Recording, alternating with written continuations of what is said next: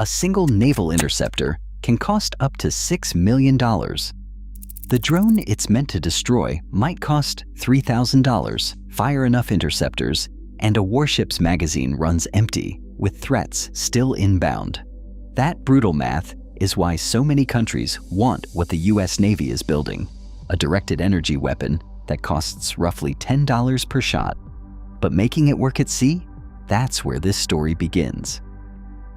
A modern surface combatant can spend over $3 million on a single missile interceptor.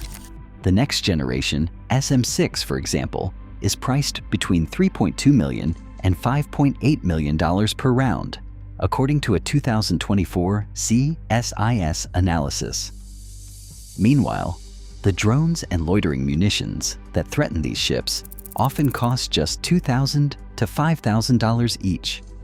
Even a modest drone swarm can force a warship to trade million-dollar interceptors for targets worth a fraction of a percent of that cost. Each engagement chips away at a ship's finite missile magazine. An Arleigh Burke-class destroyer typically carries between 24 and 48 long-range missiles, but once those are gone, resupply at sea can take half a day or more, and returning to port means leaving the fight. This imbalance is not unique to the US Navy. The United Kingdom's Dragonfire program has reported an initial per-shot cost of about $1.4 million, while Germany's Sachsen-class laser trials recorded average shot costs near 950,000 euros. South Korea's Block 1 naval laser comes in at roughly $1.25 million per engagement. In all cases, the economics are clear. The cost to defend can quickly outstrip the cost to attack. This is the hard reality driving navies to look for alternatives that can restore balance to the equation. Every missile launched from a ship's magazine is a decision with consequences. When a destroyer faces a wave of cheap drones or loitering munitions, its arsenal can be drained in minutes. The challenge is not only the steep price of each interceptor, but the hard limit on how many can be carried at once. Even the largest US surface combatants must live with a finite missile magazine. Once those cells are empty, options narrow to waiting for resupply, which may take hours or even require leaving the operational area. In a high-tempo conflict, adversaries can exploit this gap by saturating defenses with low-cost threats, knowing that each attack chips away at a warship's ability to protect itself and others. Traditional resupply at sea is slow and complex. Reloading a vertical launch system can take half a day or more, and underway replenishment is limited by sea state, logistics, and the availability of supply ships. This lag creates windows of vulnerability, especially if multiple ships in a group are forced to expend their interceptors at once. The imbalance between expensive defense and cheap offense is not just a budget issue. It is a tactical and operational risk. This is why navies are searching for a new layer of defense that can absorb the brunt of massed, low-value attacks without depleting critical missile stocks. The goal is not to replace missiles, but to add DEPA and flexibility. A defensive system that draws on the ship's power supply, rather than a limited magazine, offers a way to keep pace with the volume and speed of modern threats. As the economics of attack and defense continue to diverge, the demand for scalable, cost-effective solutions is only growing. On March 15, 2018, the US Navy awarded Lockheed Martin a $112 million firm fixed-price contract to develop and deliver the high-energy laser with integrated optical dazzler and surveillance system, HELIOS. This formal contract, recorded in the SAM.gov procurement database, marked the transition from years of laboratory experiments and small-scale prototypes to a funded, fleet-focused weapon program. Lockheed Martin, already a major defense contractor, became the prime integrator for the project. The agreement included engineering, low-rate production, and options for additional laser modules and integration support, signaling a clear commitment to fielding operational directed energy capability.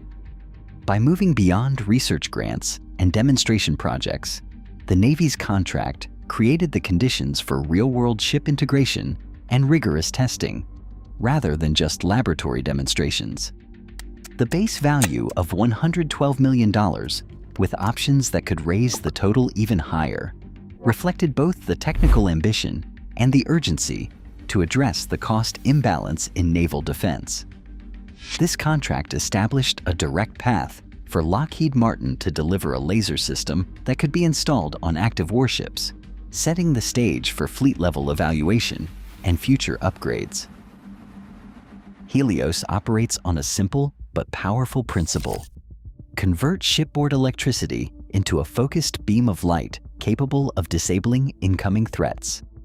At its core is a solid-state fiber laser architecture drawing up to 150 kilowatts of electrical power to generate a continuous wave beam.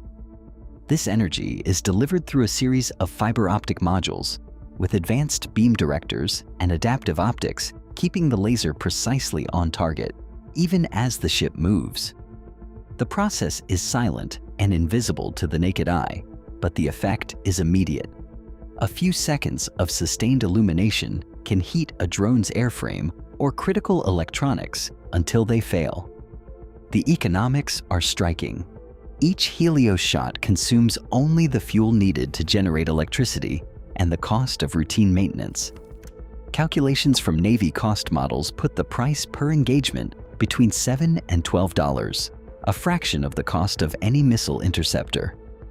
The system's dwell time, the continuous exposure needed to disable a typical small drone, ranges from 2 to 5 seconds under clear conditions. Advances in power electronics and thermal management now allow Helios to fire repeatedly, as long as the ship's generators and cooling systems can keep up. This shift from finite missile stocks to a virtually unlimited magazine of energy is what makes lasers newly viable for ship defense. Integration with the ship's combat system means the laser can be tasked and fired as quickly as any other weapon, providing a practical, cost-effective layer against high-volume, low-value attacks. USS Preble became the first operational United States destroyer fitted with the Helios laser system, moving directed energy from concept to reality. The installation was more than a technical milestone. It signaled that a warship could host and power a high-energy laser alongside its standard combat systems.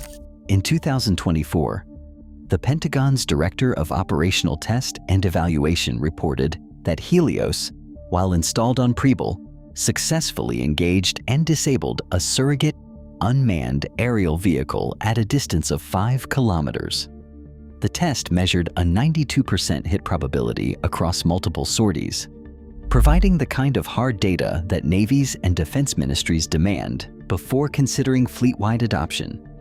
This level of operational validation, documented in the fiscal year 2024 DOT&E annual report, distinguishes Helios from earlier prototypes that never left the test range. Parallel to Helios, the Navy pursued the optical dazzling interdictor Navy, known as ODIN, which was slated for installation on USS Dewey. Unlike Helios, ODIN focuses on blinding or confusing sensors rather than physical destruction, offering a different approach to countering surveillance and targeting systems. Both efforts reflect a broader shift: the search for practical, cost-effective defenses that can be deployed at sea, not just showcased in controlled environments. As international programs in the UK, Germany, and South Korea also move from lab to ship, the operational proof delivered by Preble's Helios installation stands as a benchmark for what real-world integration looks like. The United Kingdom, Germany, and South Korea have each launched national programs to field shipboard lasers, driven by the same economics that shapes U.S. investment. The UK Ministry of Defence announced Dragonfire's full power operation in January 2024, citing an initial per-shot cost of £1.1 million. Germany's Sachsen-class frigate completed 10 live-fire laser engagements by September 2023, with trials documenting an average shot cost near 950,000 euros. South Korea's Block 1 naval laser entered production in April 2024, with the Ministry of National Defense reporting an average engagement cost of 1.6 billion won, or about $1.25 million. These figures, drawn from official releases and parliamentary statements, reveal a shared challenge. The cost to defend a ship against modern threats can quickly escalate, even with non-kinetic systems. By moving beyond laboratory demonstrations, these countries are racing to validate lasers as a practical, repeatable layer of defense, one that promises to absorb massed, low-value attacks without draining finite missile stocks. The global momentum reflects a consensus that the economics of naval warfare demand new solutions, and that operational lasers, despite their limits, offer a path toward restoring balance. Laser weapons offer a striking cost advantage, but their performance is shaped by the physics of the sea. The path from a ship's deck to a target passes through humid air, salt spray, and shifting weather. In clear conditions, a 150 kilowatt naval laser can deliver over 90% of its energy to a target up to 5 kilometers away. But as the extinction coefficient rises, from 0.04 per kilometer in clear air to 0.7 per kilometer in dense fog, the beam's power drops sharply. Moderate rain or sea spray can cut effective range in half, and fog can limit engagement to a few hundred meters. Dwell time, the period the beam must stay on target, grows from about 2.5 seconds for a small drone in clear air to over 10 seconds in heavy mist. Real-world shipboard tests confirm these boundaries. HELIOS on USS Preble disabled a surrogate unmanned aerial vehicle at 5 kilometers in favorable weather, but performance degrades in adverse conditions. To counter these limits, navies use adaptive optics, beam shaping, and self-cleaning windows, reclaiming some lost range and power. Even with these constraints, the economics remain compelling. A laser shot costs less than $10, drawing only on shipboard fuel and maintenance, while missile interceptors cost millions of dollars. Lasers do not replace missiles, but they add a nearly inexhaustible defensive layer, absorbing massed attacks that would otherwise drain a ship's magazine. This balance of promise and realism explains why navies worldwide are investing in operational lasers despite their imperfect reach. Lasers like HELIOS promise navies a crucial edge, far cheaper shots, and deeper defenses against massed threats. They do not replace missiles. They add resilience. Testing aboard USS Preble confirms operational progress, and the global race is clear. Defense economics, not science fiction, is shaping tomorrow's naval shield.